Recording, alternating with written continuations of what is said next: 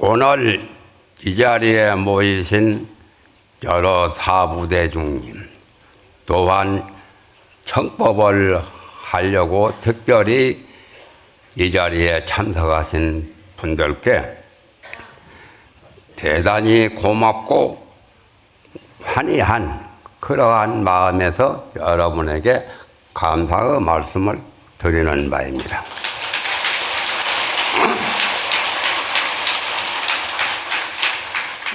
오늘 산승이 이 자리에 올라와서 하엄경 연설할 부분을 말씀드린다면,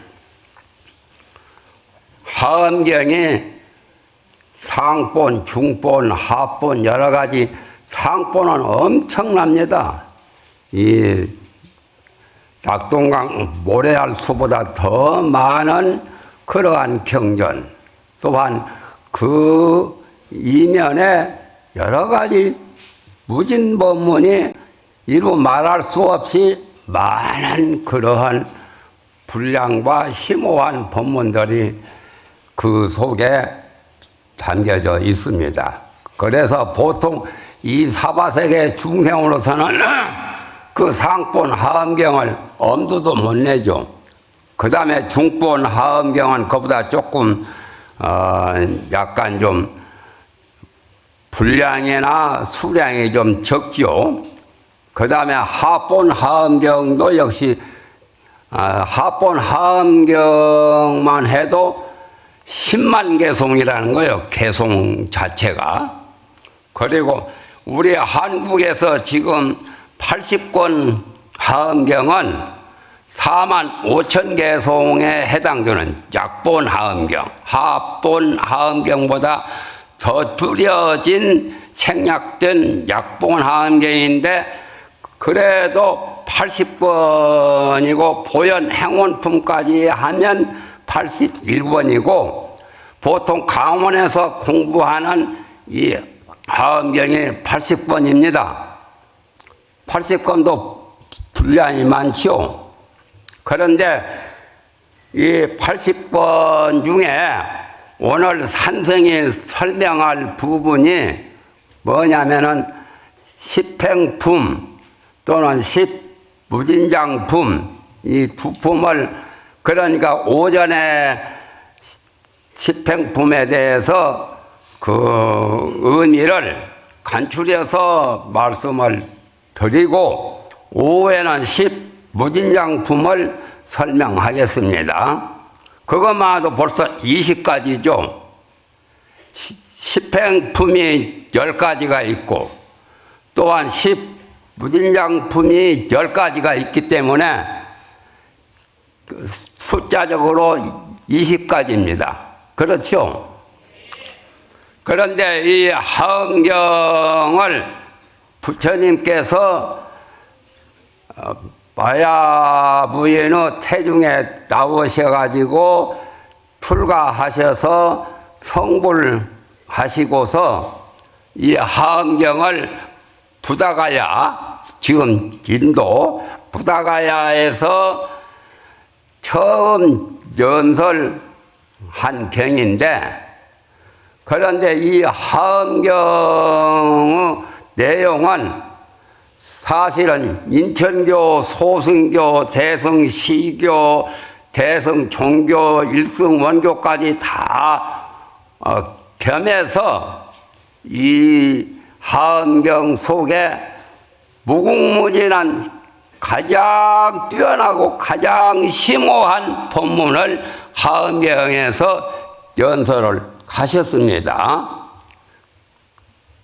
그래도 그 하엄경을 듣는 대중들은 가장 뛰어난 보살들, 문수, 보현, 모두 관세음, 대세지, 미륵보살, 제화보살, 그런 여러 보살들이 참석을 하셔서 이 법문을 듣게 되십니다. 그러니까 부처님이 성불을 하시고서 27일 동안 계시다가, 선정에 계시다가, 내가 이 성불하기 위해서 수억만 년 동안을 난행 고행 하기 어려운 그러한 수행과 지극히 괴로운 고행을 겪어가면서 공부를 하시고 마음을 닦으셔서 성불을 했는데, 내가 말한 그 설법을 제대로 들을 사람이 있겠는가 말이요. 제대로 이해를 못하는 사람들은 비방을 하기가 쉽다 말이요. 그렇기 때문에 부처님 법을 비방하면은 그 죄가 말할 수 없고, 도리어 설법을 하지 않는 것만 같이 못하겠구나라고 해서 처음 망설인 거요. 망설여서 이칠 동안, 초칠 27일 동안, 보통 37일도 말을 하고 있지만 27일 동안 사색에 잠긴 거예요. 그런데 그때 여러 보살들이 또 하음 성중들이 알고 부처님께 나와서 인사를 올리고 지극한 그 예배 공양을 올리면서, 부처님은 이 세상에 만나기가 가장 어렵다 그 말이죠. 천수경에 나오지요. 무상신심 비묘법 백천만건 난조구라. 무상이란 말은 더할 나위 없이 위없는 가장 최고 최상인 매우 깊고 그야말로 위대한 법문, 그러니까 무상신심 미묘법, 미묘한 법이란 말이죠. 미묘란 것은 생각과 여러 가지 우리 중생의 지식으로는 알기가 어렵다는 그런 뜻을 미묘하다라고 합니다. 그런 부처님의 법문은 백천만급 난조구라. 백천만급, 백천만급이라고 하면은 몇만 년입니다. 몇십만 년, 몇백만 년. 그렇게 많은 세월을 두고도 만나기가 어렵다. 그런 말씀이 천수경에 나오지요. 그와 같이 부처님이 이 세상에 나타나는 것은, 왕은 세상에 여러 왕들이 나타나죠.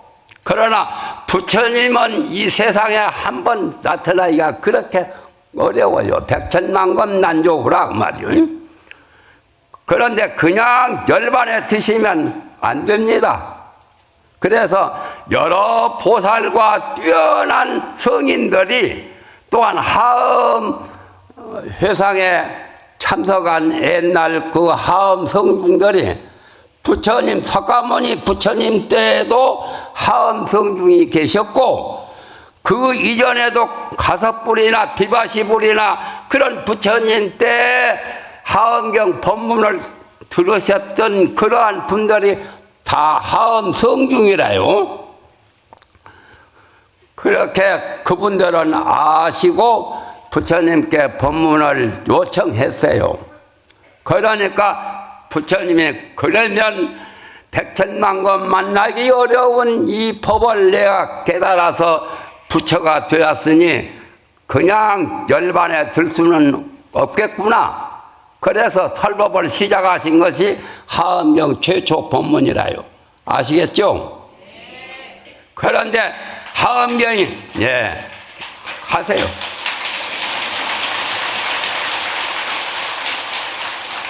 아까 말했듯이 10가지 하음경 중에 보통은 상본, 중본, 하본만 해도 3가지 그러한 하음경이 있고, 엄청난 숫자적으로나 또한 깊이로나 이루 말할 수 없는 그러한 법문 중에 최상 법문이요. 최상승 법문이죠. 일승 법문이라고도 하고, 그걸 말씀을 하신 것이 지금 이 하음경입니다.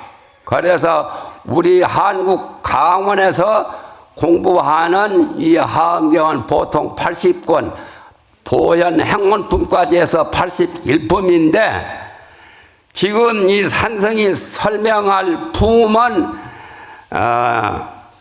대방광 불화엄경 십행품입니다. 십행품. 십행이란 말은 10가지 행하는 행자. 지금 말하면 서울 가는 그 비행기나 서울 가는 열차 보고 서울행 열차라고 하는 그 행, 은행이라는 행자요. 10가지 행, 10가지 수행, 10가지 행위, 10가지 법을 십행품이라고 합니다. 그런데 좀 특이한 특색을 좀 여러분에게 보조로 말씀을 올리겠습니다. 하엄경에는 10가지 말이 많이 나옵니다. 가령 십신, 십주, 십행, 십회양, 십직, 기외에도 10가지로 된 법문이 무궁무진하게 많이 나와요.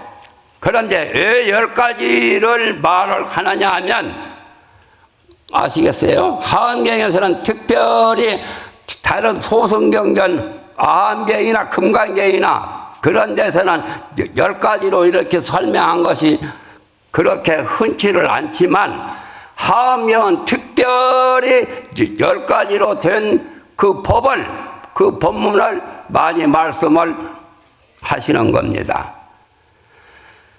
그래서 하엄경의 10가지라고 한 것은 숫자적으로 열에 한정된 것이 아니에요. 하엄경에서 말한 10가지 10이라고 하는 것은 무궁무진한 그 수를, 그 숫자를 열십자, 열로 이렇게 표현합니다. 우리 지금 숫자도 1, 2, 3, 4, 5, 6, 7, 8, 9, 10, 10이 마지막이죠. 하나에서 10가지.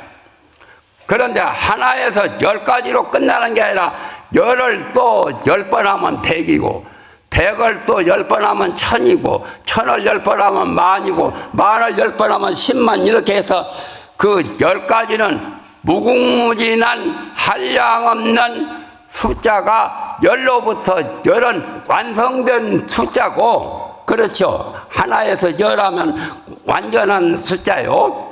그래서 또 열에서 열 찾고 하면은 무궁무진한 숫자가 거기에 전개가 되는데 그래서 많은 숫자를 하엄경에서는 10가지로 말을 합니다. 10가지 가령 십신, 십주, 십행 오늘 또 그 다음에 십무진장 그렇게 나오는데 왜 그렇게 했는가를 여러분들이 궁금하게 여기시지는 않습니까? 사람은 몸은 하나죠. 부처님 몸은 여러 가지로 나타내시지만 부처님이나 관세음보살이나 그런 보살들은 몸이 하나뿐 아니라 몸을 하나에서도 수백 가지, 천 가지 관세음보살 32응신만 해도 엄청난 천수천안도 엄청난 거죠. 그런데 그 예를 들어서 이제 쉽게 설명을 한다면 사람은 보통 사람들은 몸이 하나죠. 몸이 하나지만은 몸에서 벌어진 가지가 위에도 10가지 있고 밑에도 10가지가 있어요. 위에는 요 두 손이 손가락이 10개죠. 아래의 발가락도 10개죠. 묘하게 되었죠. 그러니까 사람도 이 우주 공간 법계에 하나의 물건으로 물질과 같이 형성이 되었지만은 그 진리를 그대로 우리 몸과 우리의 손발까지라도 그걸 나타내고 있어요. 즉 말하면 그러한 원리를 가지고 있다는 함축성을 두 손에 손가락이 10개, 두 발에 발가락이 또 10개. 그러니까 이 사람 인체도 묘하게 부처님 법문이나 마찬가지로 이렇게 구성이 된 거예요. 그러면 좀 이해가 가지요. 그와 같이 십행이라고 하는 것은 10가지로 행하는 보살도를 닦아서 성불할 때까지 그런 수행이라는 행자죠. 행동이라는 행위라고 하는 행인데 그것을 설명하는 그 품이 십행품입니다. 십행, 10가지 행. 한 가지 행도 제대로 하기가 어렵죠. 그런데 10가지를 하려면 10가지를 말했지만 10가지 속에는 무궁무진한 보살행이 그 속에 잠겨 있어요. 잠재하고 있습니다. 그걸 10가지로 그냥 줄여서 이렇게 말씀하신 것이 십행품이라. 우리가 공부할 때 처음에 초등학교, 중등학교, 고등학교, 대학교, 대학원까지 외국 유학까지 하지요. 그와 같이 부처를 이루기까지의 보살로서 수행하는 그 과정을 간단히 말하면 2가지로 말할 수 있어요. 손 둘, 발 둘처럼 처음에 그 수행하는 보살들을 삼현보살이라 하고, 삼현, 3가지 성현 군자할 때 어지든 자 삼현, 3가지 현선, 현인, 그런 삼현법이라고 해서 그게 이제 하엄경 그 10가지로 말한 그 법을 간단히 2가지로 줄인다면 삼현과 십지요. 아시겠지만 삼현, 3가지 어진 그 현, 어지된 자. 그런데 삼현은 뭐냐면은 십주, 십행, 십효양, 요게 3가지 삼현입니다. 사람도 결승할 때 3번 이렇게 해서 결승전을 끝내죠. 그와 같이 3가지. 그러나 초중후, 처음, 중간, 마지막 그 의미로서 삼현을 말한 거예요.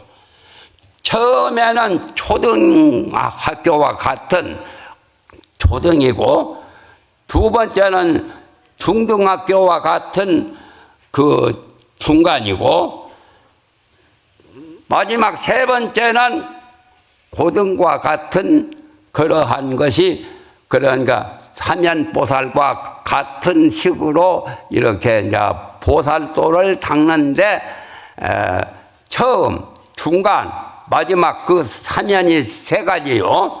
그런데 오늘 이 산승에 내가 설명할 이 십행품은 어디에 해당되냐면은 2번째에 해당돼요. 삼현 중에 중간이요.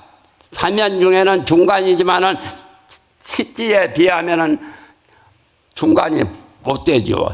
십지는 환희지, 이구지, 발광지, 염해지, 이렇게 해서 십지보살까지의 그 법문이 십지인데, 십지만 해도 10가지요. 삼현은 30가지겠죠. 예? 3가지로 줄였으니까 삼현이고, 마지막에 이제 삼현은 마지막은 십효양입니다. 10가지 효양.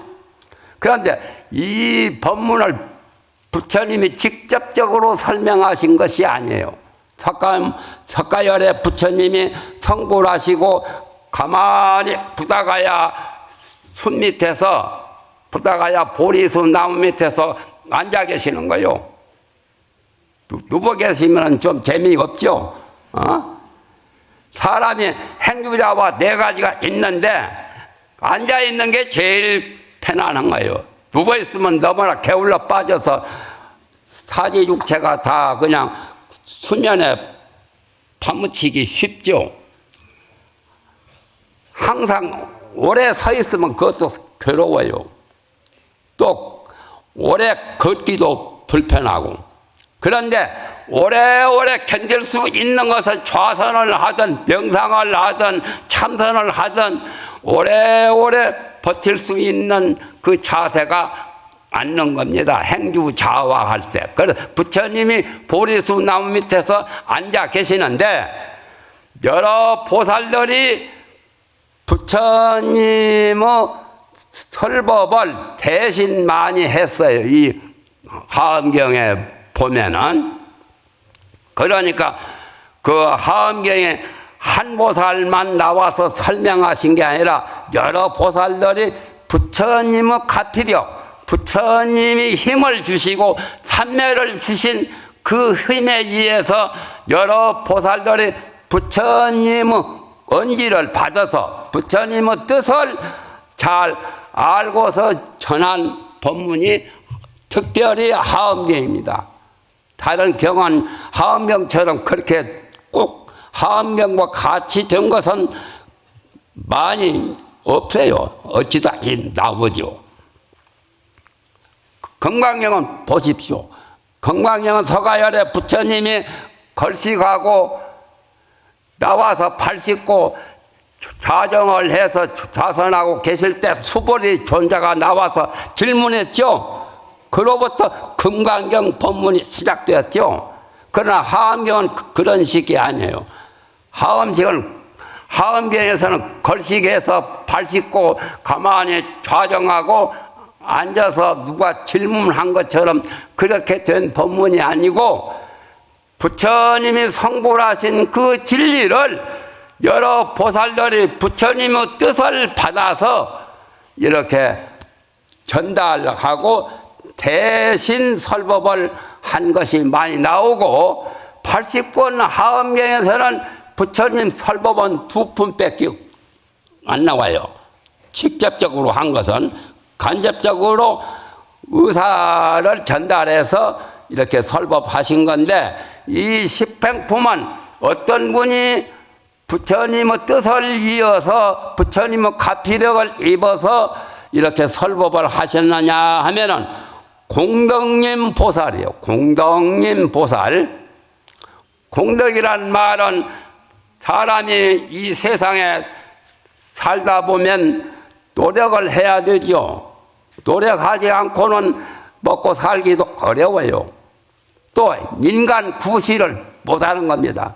뭐든지 해야 돼요. 사람은 농사 짓는 사람은 농업을 해야 되고 장사하는 사람은 상업을 해야 되고 또 학문을 하는 사람은 학업을 닦아야 되고 그렇죠. 뭐든지 해야 되는데 그러한 행위 중에 가장 보살 행위 중에 두 번째 정말은 초등이 아니라 중등 정도의 법문이요. 중등학교와 같은 중학교처럼 그래서 그 십행을 말씀하신 거예요.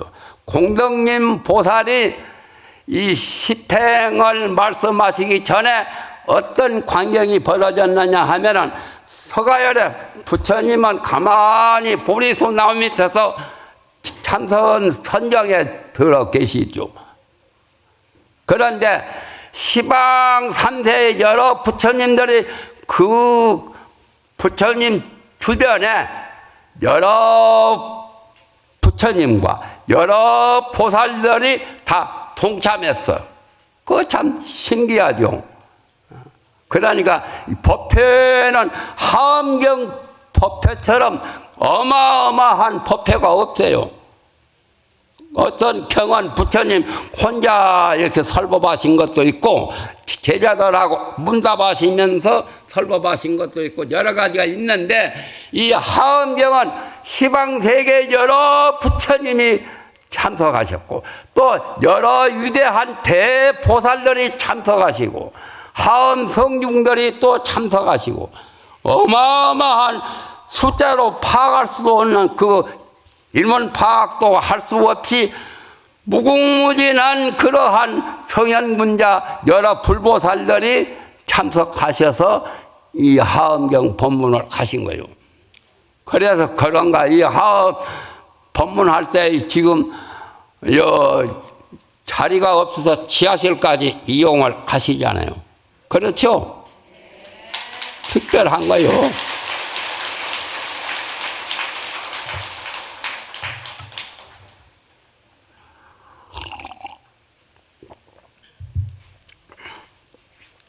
그런데 공덕님 보살만 공덕님이 아니라 그때 여러 부처님이 석가열의 부처님 외에 공덕님이라는 부처님이 많이 나타나셔서 그것도 한 분이 아니에요. 여러 공덕님 부처님도 어마어마한 이루 셀 수도 없는 많은 부처님이 나타나셔서 석가열의 부처님처럼 공덕님 보살에게 또 이 법문을 하엄경 법문을 그대가 설법해라고 이렇게 말씀을 하신 거예요. 그러기 직전에 이 공덕님 보살도 여기 지금 공덕님이라는 이 보살이 대표 여러 공덕님 보살도 수도 없이 많이 모였죠. 그런데 여기서 공덕님 보살이 특별히 십행품하고 십부진장품을 연설하시게 됩니다. 그럴 때 공덕님 보살도 그냥 맹목적으로 이렇게 한 게 아니라 아까 우리 설법하기 전에 입정했죠. 딱딱 그 죽비치고 좌선 선정에 들었잖아요. 그와 같이 보살들이 이 정에 들었다가 나오셔서 이 법문을 설하게 됩니다. 그런데 공덕님 보살은 그냥 하엄경 법문을 연설하신 게 아니라 선사유 삼매에 들었어. 선사유 삼매. 선사유라는 건 삼매의 명칭이 여기서는 십행품이나 십부진장품을 연설하기 직전에 이 삼매에 드셨는데 정신통일한 것이 삼매에 쉽게 말하면 정신통일. 정신통일한 그 삼매가 선사유 삼매라요. 선사유란 말은 착할 선자, 잘할 선자, 사유란 말은 생각한다는 생각사, 생각유자 나오죠. 사유. 그래서 선사유 삼매에 드셨단 말이에요. 그러니까 여러분도 사실은 십행품 듣기 전에 선사유 삼매에 드시면 성불이 그렇게 어려운 것도 아니에요. 삼매를 성취하면 쉬운 거예요. 그래야 좋겠죠.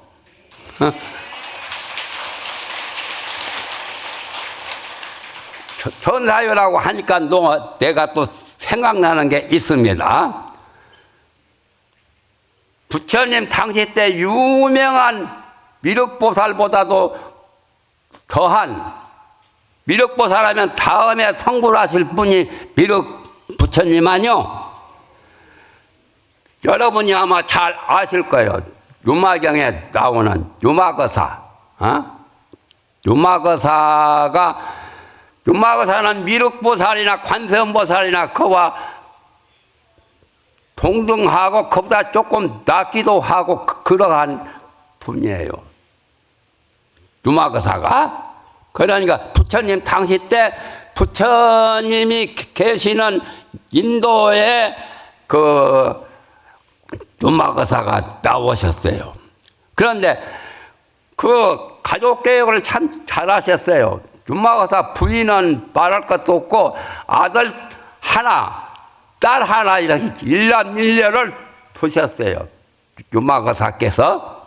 그런데 유마거사가 설법하신 거 유마경에 나오죠, 많이. 예? 적어도 아들이나 딸이나 무슨 가족이 유마거사처럼 되면 얼마나 좋겠어요. 유마거사는 아주 참 대단한 대보살이요. 그래서 여러 보살들이나 부처님은 10대 제자도 유마거사하고 대화하는데 유마거사에게 쩔쩔매요. 지금 말하면 그 유마거사가 더 잘하시고 설법을 잘하시기 때문에 다른 보살들과 다른 10대 제자들이 아라한들이 유마거사를 못 당해요. 그렇게 대단한 분인데 유마거사가 아들을 하나 두셨는데 그 아들 이름이 선사유 동자요. 그냥 선사동자라고도 하고 구체적으로는 선사유동자.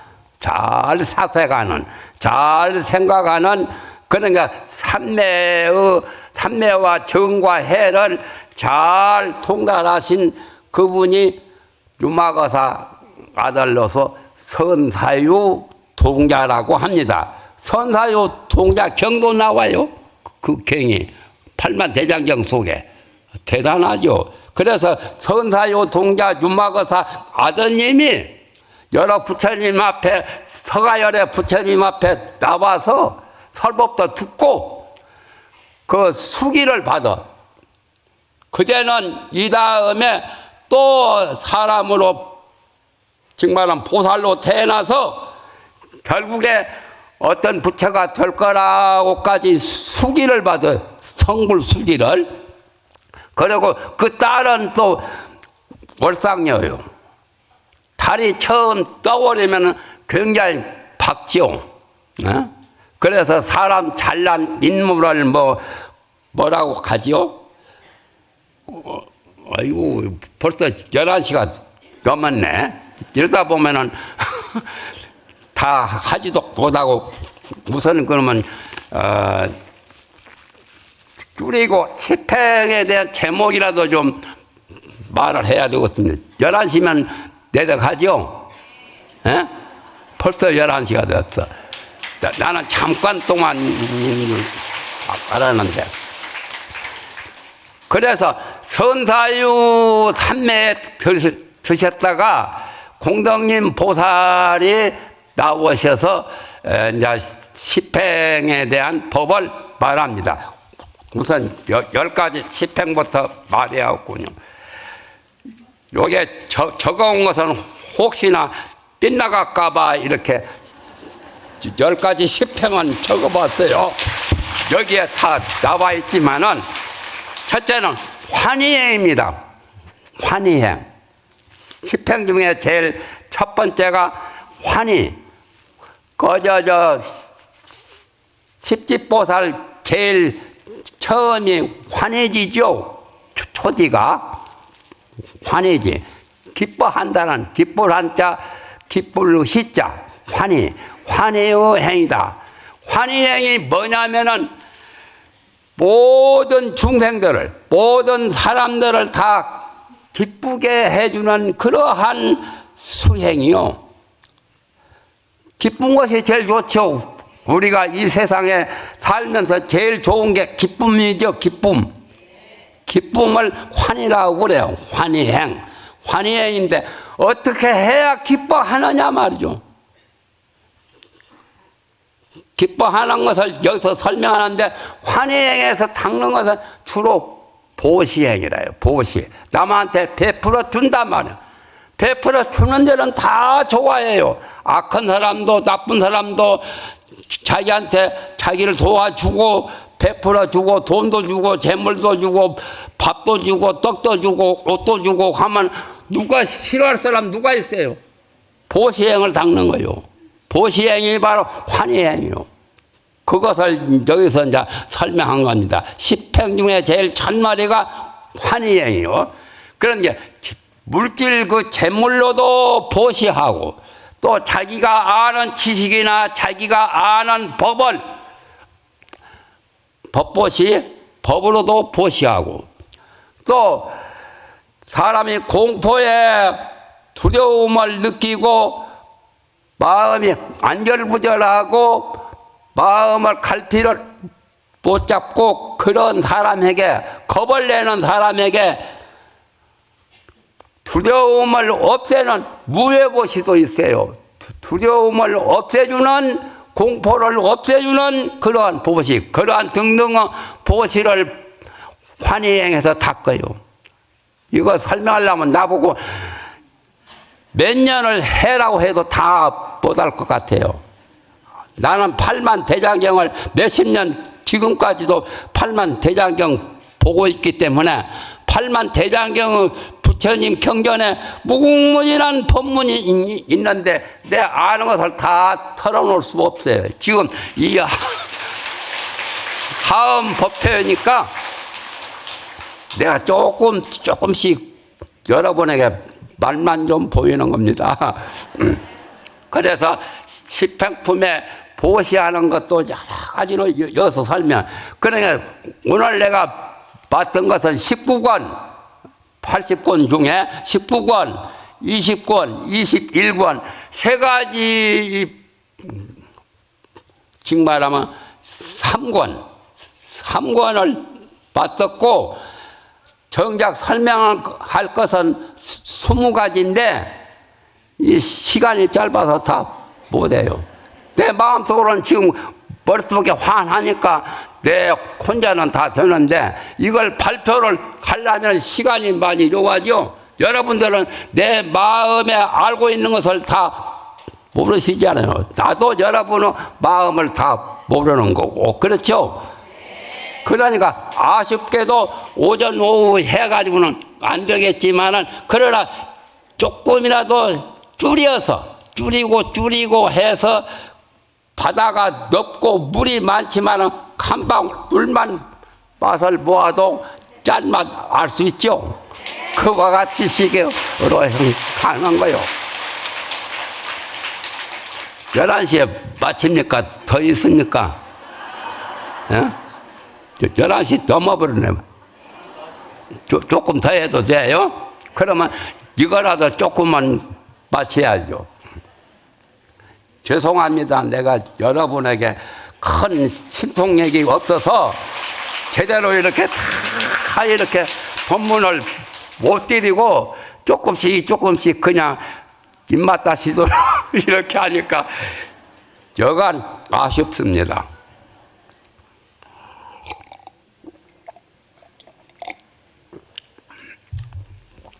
그래서 공덕님 보살이 공덕님 부처님과 서가열의 부처님은 위실력과 가피력을 입어서 지금 설명하시는 분이 십행품이다. 장소는 어디냐? 장소는 하엄경 80권에서 연설하신 장소는 나는 다 꿰뚫어 보았기 때문에 지금 이 말씀을 드리는데, 인삼천사요. 우리가 보약에 인삼 있죠? 인삼과 같고, 천사라는 것은 인간은 세 곳에서 이 하엄경 법문을 하셨고, 80권 하엄경을, 천상에서는 네 천상에서 설법을 가셨어요.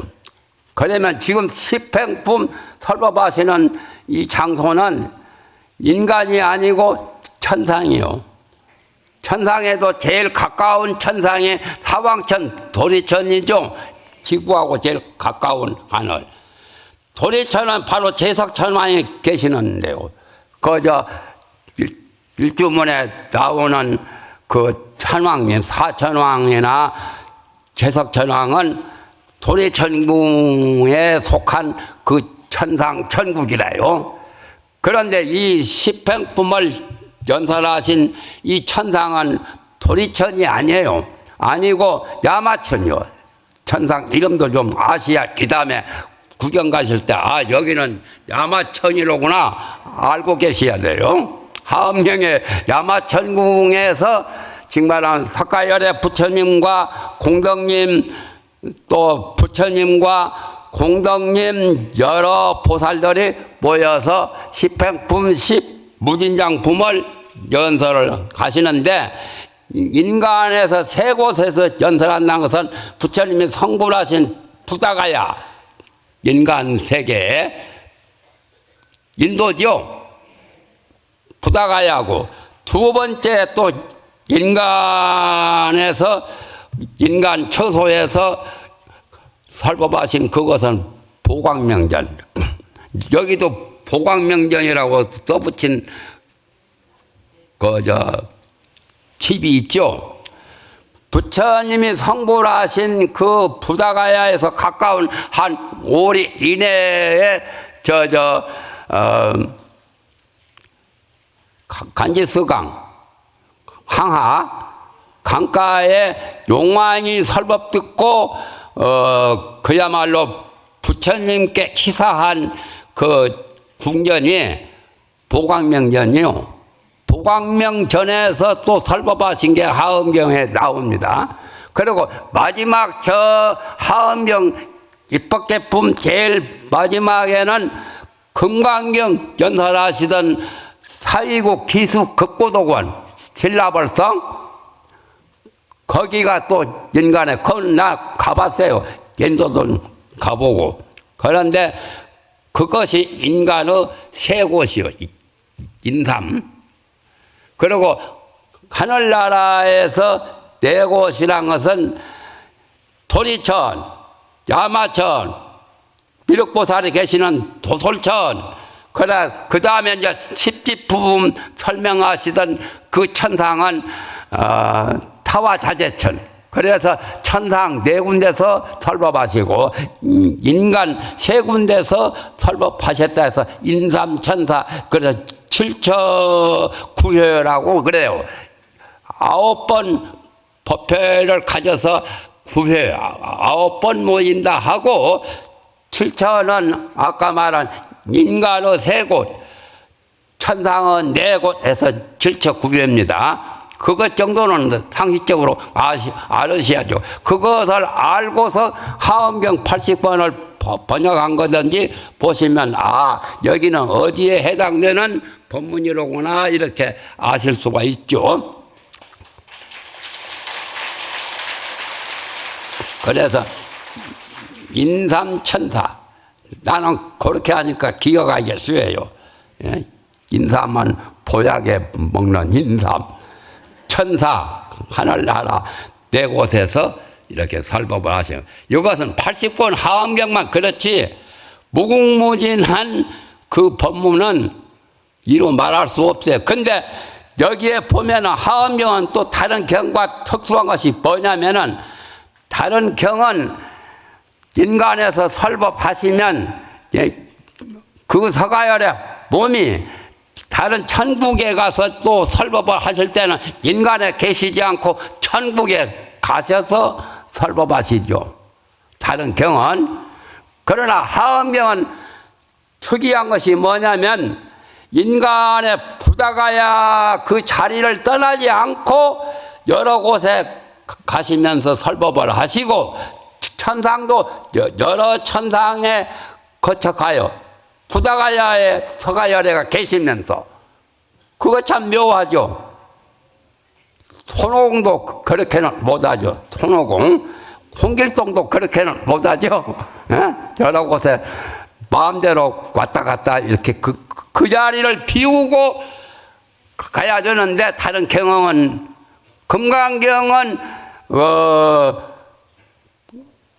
신라벌성 사위국 나라에서 그 수달장자가 기수 급고도원 기본정사를 만들어서, 기본정사 집을 많이, 수달장자가 부자거든.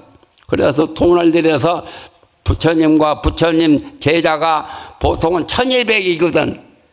부처님 제자, 유명한 분은 10대 제자고, 10대 제자 외에도 1200명은 항상 부처님 주변에 따라다니는 제자가 있어요. 그분이 거쳐가려면은 저런 방사나 저택이나 집이 많아야 되거든. 그래서 투달장자가 인도에서 갑부였어요. 사위국 나라에서.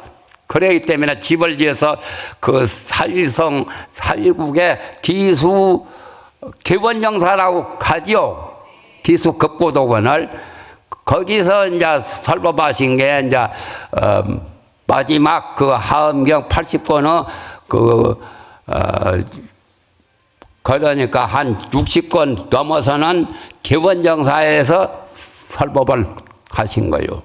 그래서 인삼천사요. 너무 다 되었으니까 그만하고 이제 오후에 좀 해야겠습니다. 그 환희행만 기억하셔도 돼요. 환희행, 두 번째는 요익행, 세 번째는 무유역행, 네 번째는 무굴료행, 다섯 번째는 무칠한행, 여섯 번째는 선연행, 일곱 번째는 무착행, 여덟 번째는 난득행, 아홉 번째는 선법행, 열 번째는 진실행. 이게 이제 10행이요. 이름만 들어도 여러분이 백천만권 만나기 어려운 이 부처님의 10행이라는 그 이름만 들으셔도 이 입력이 되어가지고 우리 마음속에 종자를, 선근 종자, 불종자, 부처 종자를 마음속에 던져서 심은 거예요. 심으면 언젠가는 그 종자가 나면은 그 수박을 하고, 무궁무진한 부처님의 법을 깨달아서 서가열애처럼, 공덕님 부처님처럼, 공덕님 보살처럼 그렇게 깨달아서 이 천상년간에 둘째가는 서럽고, 첫 번은 저는 가장 이 세상에 가장 뛰어난 분이 부처님이라요. 그 다음에 보살이고, 그래서 그렇게 성불을 하시게 되죠. 보살이 되시고 부처가 되셔서 만 중생을 구제하는, 그러니까 보살 또는 자리 있어요. 자기도 이익을 얻지만은 자기한테도 덕을 보지만 여러 만 사람에게, 만 중생에게 덕을 보이는 거요. 이익을 준단 말이에요. 그게 보살행이요.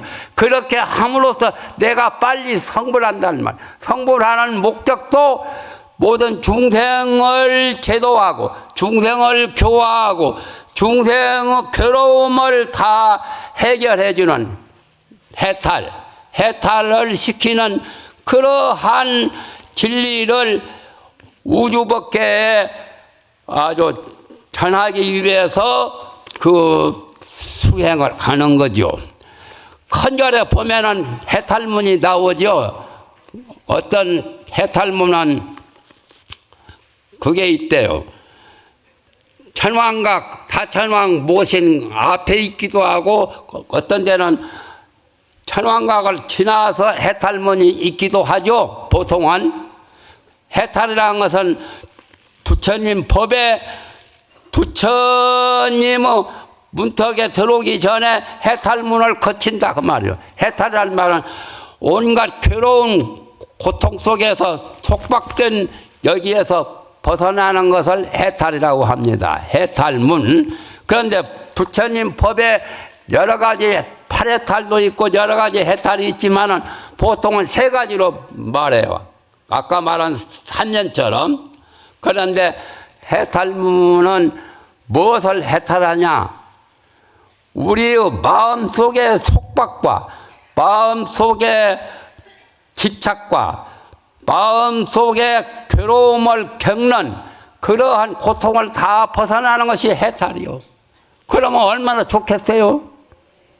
그래서 절 큰 절에 보면 해탈문이 다 있어. 근데 해탈문을 보통 세 가지로 말합니다. 공해탈, 또 무상해탈, 무원해탈.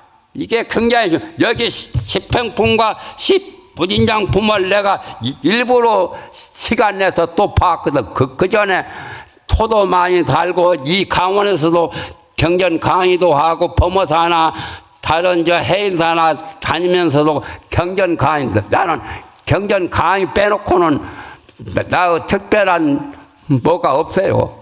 경전에 대해서 가장 좋아하고 지금까지 해온 것이 나의 정말은 전공이 부처님 경과 부처님 법.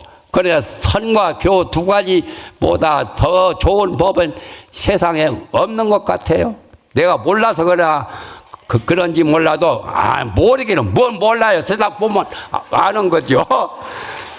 부처님 법의 선법과 교법 이 두 가지만 통달하면 이 세상에 사람된 가치, 사람된 보람, 사람된 그 가장 만물의 영장의 효과를 발휘할 수가 있어요. 그래서 3회탈 문을 큰절 그 헌법당 오기 전에 해탈문이 있는데 공무상 무원, 공이란 것은 빌 공자, 마음이 텅 빈 거. 원래 마음은 빈 겁니다. 마음속에 뭐가 꽉 찬 것이 아닌데 사람들 중생들은 집착심으로 공양식 업식을 가지고 마음에다 희노애락이나 여러 가지 감정이나 좋고 나쁜 그 생각을 쓰레기통에다 쓰레기 잔뜩 담아놓듯이 우리 마음속에 담아놓으니까 마음속에 뭐가 있는 것으로 알지만은 실제는 마음의 본래 그 자리는 청정하다. 청정이라는 말도 비었다는 뜻도 되고 깨끗하다는 뜻도 되죠. 청결. 청결은 공과 깨끗함, 두 가지 의미로 해석합니다. 청정을 불교에서 청정 법문이라고 하는 그 청자가 발글청. 그런데 공해탈한 말은 마음이 텅 비어서 그런 온갖 생각을 다 떠나버리고 복잡한 번뇌, 망상, 잡념, 집착을 다 떠나면 공이 돼요. 그러니까 이 방의 공간처럼 허공처럼, 허공은 텅 비었죠. 구름도 있고 안개도 있기야 있지만은 본래 허공은 빈 것 아니요? 지구도 허공 안에 있죠.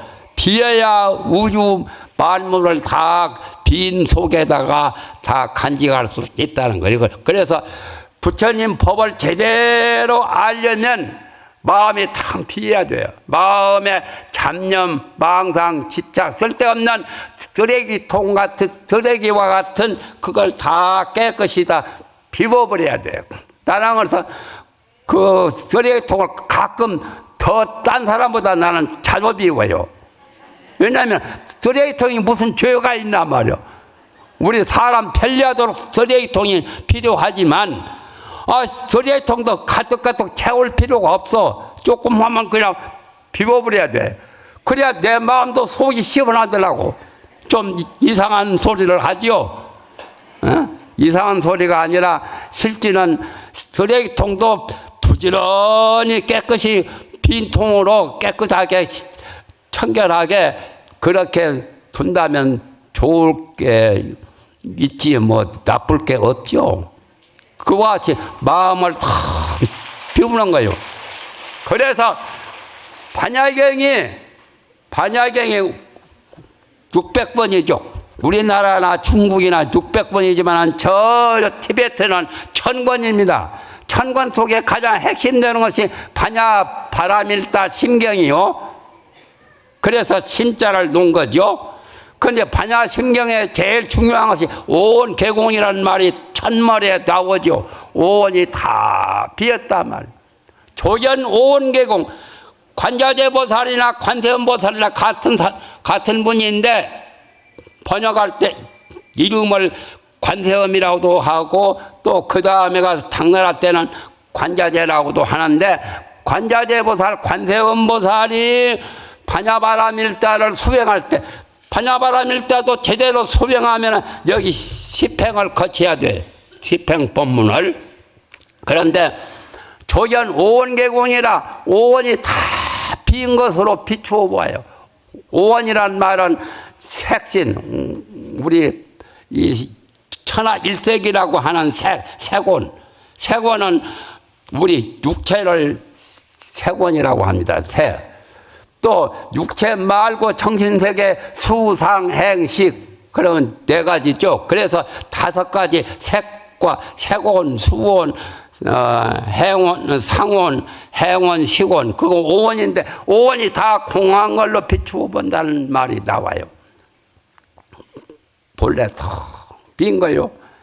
빈 속은 참 좋은 거요. 기쁨보다 더 좋은 것이 빈 거요. 그렇다 해서 깊은 잠에 드는 그런 수면이 아니라 수면 이상으로 마음이 수면에 깊은 수면에 들 때는 마음이 빈 것 같지만은 큼큼한 게 있어. 무기가 그대로 있어. 혼친 무기. 그러기 때문에 그것만 떠나면 참 좋은데 그게 좀 문제죠. 그래서 오온이 다 공한 것으로 오온이랑 그러니까 더 나아가서는 육체도 정신도 또한 이 우주 하늘과 땅도 허공계도 본래 없다는 거예요. 그렇게 되면은 빈 거예요. 진짜 빈 거예요.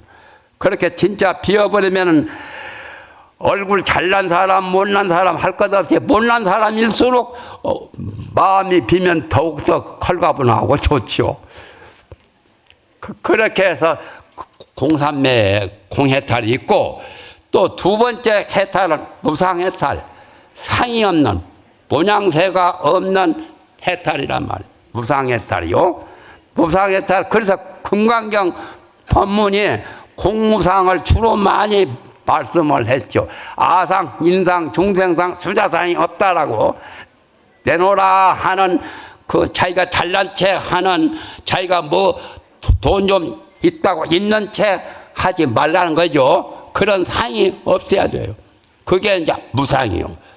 그러니까 그렇다 해서 뭐 모욕도 안 하고 화장도 안 하고 얼굴이 검살맞게 시큼하고 보기 추한 것은 아니에요. 그렇게 모양이 없는 게 아니라 깔끔하고 가장 깨끗한 그 청정한 데서 그 상을 내지 않는 거예요. 그래서 요 시평품에 그런 말이 나옵니다. 그 다음에 세 번째 가서는 무원해탈. 이제 그만하고 이제 말 거예요. 무원해탈. 내 마음속에 희망이 다 있죠. 희망이 자기 소원, 원이라요. 원까지도 없는 그러한. 그러니까 너무나 욕심 많은 사람이 원이 많죠. 욕심은 나쁜 쪽의 생각을, 욕심을 내는 것을 욕심이라 하고, 원은 좋은 생각, 좋은 쪽에서는 원이라고 하는데, 그런데 마지막 그 세 번째 그 해탈은 무원해탈이에요. 원까지도 없다. 원은 좋은 거지만 원까지도 초월해요. 그래서 육조 스님이 그 행자로서 의발을 받아가지고 갈 때 그 도명 스님이 육조 스님의 의발을 뺏으려고 육조 스님을 가장 장군 출신이라서 제일 선두에 나와가지고 육조 스님을 붙잡게 되었어요. 육조 스님 간 곳까지 가서 육조 스님을 만났어. 도명연자가.